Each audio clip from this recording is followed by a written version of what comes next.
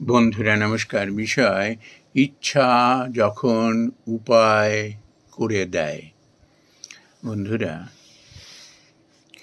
আমাদের জীবনে যত মানুষের আমরা সাফল্য দেখেছি তার পেছনে রয়েছে অদম্য ইচ্ছা।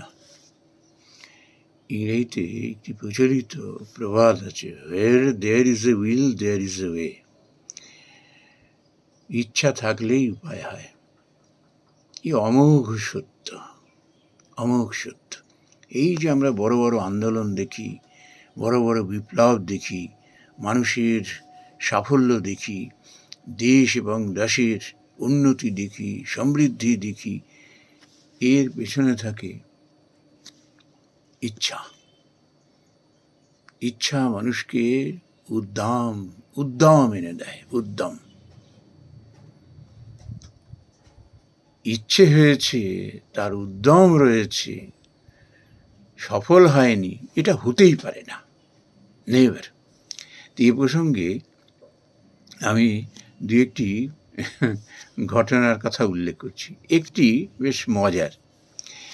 একটি ছোট্ট শিশু, ও সবে বর্ণ পরিচয় শিখেছে, অ আ ক খ, এই আর কিচ্ছু জানে না, আকার ইকারও শেখেনি।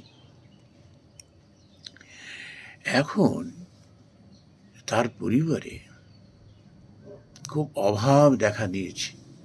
বাবা দূরে দূরে থাকেন। তো বাবাকে সে চিঠি লিখে জানাবে এক্ষুনি যেন সে একটা উপায় করে সত্তর একটা ব্যবস্থা করেন। আমরা বলি না SOS, ঠিক তাই।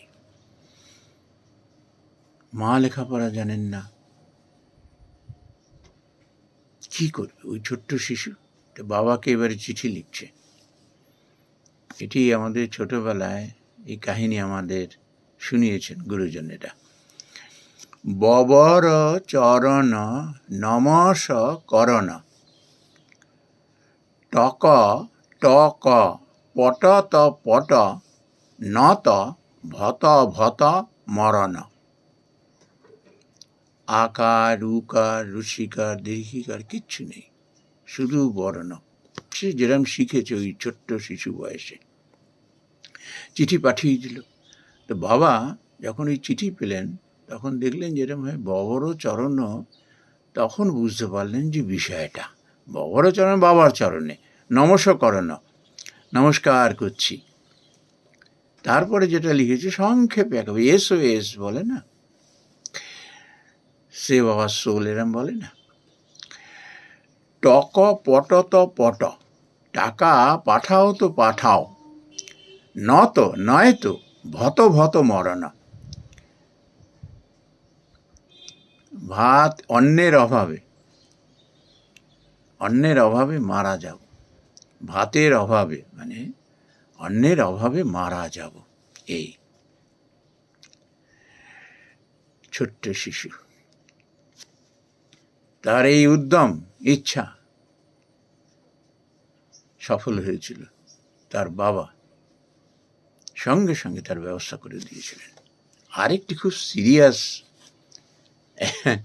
ঘটনা স্বামী বিবেকানন্দের জীবনে। আমি কয়েকটা ছবিও এই ভিডিওর সঙ্গে দিয়ে দেবো ওখানে। তো স্বামী বিবেকানন্দ তখন লিমড়িতে। তো তিনি তো পরিব্রাজক হিসেবে খুবই সুখ্যাত। তো সারা পৃথিবী তিনি ঘুরে বেরিয়েছেন, ভারতবর্ষের কোণে কোণে। তো এরকম তিনি লিমড়িতে পৌঁছালেন, গুজরাটের। তো সেখানে কি হলো, তিনি কিছু অসাধু তান্ত্রিকের পাল্লায় পড়ে গেল। তারা বুঝতে পারল যে এই সন্ন্যাসীর মধ্যে স্পিরিচুয়াল পিউরিটি সাংঘাতিক, এটাকে নষ্ট করতে হবে।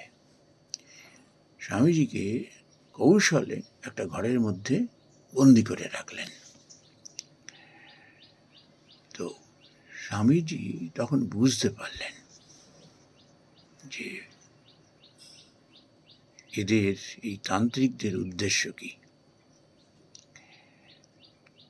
জানতে পারলেন এবং বুঝতে পারলেন।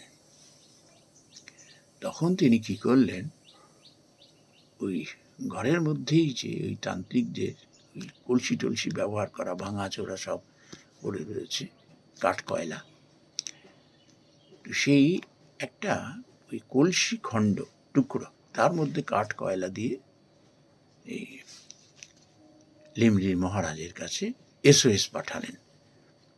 কিভাবে জানেন? ওই সময় একটি বাচ্চা ফুল কুড়োতে এসেছিল, তাকে ইশারায় ডেকে তার হাতে এটা দিয়ে ইশারায় বলে দিলেন তুমি তার কাছে পৌঁছে দাও। তো সেই বার্তা যে মুহূর্তে রাজার কাছে পৌঁছালো, অমনি রাজা এসে স্বামী বিবেকানন্দকে উদ্ধার করলেন সেখান থেকে এবং সেই তান্ত্রিক অসাধু তান্ত্রিকদের উচিত শিক্ষা দিয়েছিলেন। তো বন্ধুরা, এটা থেকে আমরা কিন্তু দুটি মহাশিক্ষা পাই। এক হলো এই ছোট্ট মজার ঘটনাটি, আর এই স্বামী বিবেকানন্দের ঘটনা জ্ঞান দেয় না, ঘটনা আমাদের উপলব্ধিকে জাগিয়ে দেয়। কি?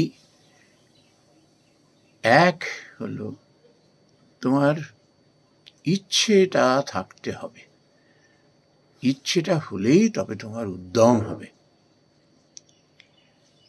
আর এই সময়টায় খুব ধীর স্থির থাকতে হয়।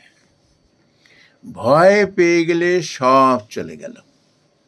এই ঘটনা থেকেই আমরা এই শিক্ষা পাই, কখনো ভয় পেতে নেই। মানুষ যেই মুহূর্তে ভয় পেয়ে যায়, ঘাবড়ে যায়, ব্যাস তার চিন্তা শক্তি সব লুপ্ত হয়ে যায়। সে ভুলে যায় তার মধ্যে একটা দেবত্ব শক্তি রয়েছে, একটা দেব শক্তি তার মধ্যে রয়েছে। ইচ্ছে করলে সে যা চাইবে তাই হবে, কিন্তু সেটা জানবে কি করে, ওই মুহূর্তে উপলব্ধি কি করে করবে যদি সে ভয় পেয়ে যায়, ঘাবড়ে যায়? ওই জন্য ধীর স্থির শান্ত থাকতে হয়। আর কি? সত্যে অটল অচল বিশ্বাস রাখতে হয়।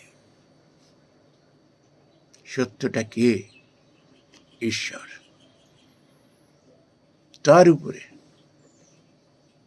অটল বিশ্বাস যে রাখতে পারে এবং ওই বিপদের সংকটের মুহূর্তে যে ধীর স্থির থাকতে পারে,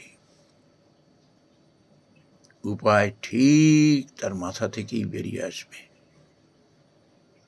সেই উপায় থেকে আসবে উদ্যম। তখন কোনো বাধাই তাকে রুখতে পারবে না। তার সদ ইচ্ছা পূর্ণ হবেই হবে। নমস্কার বন্ধুরা।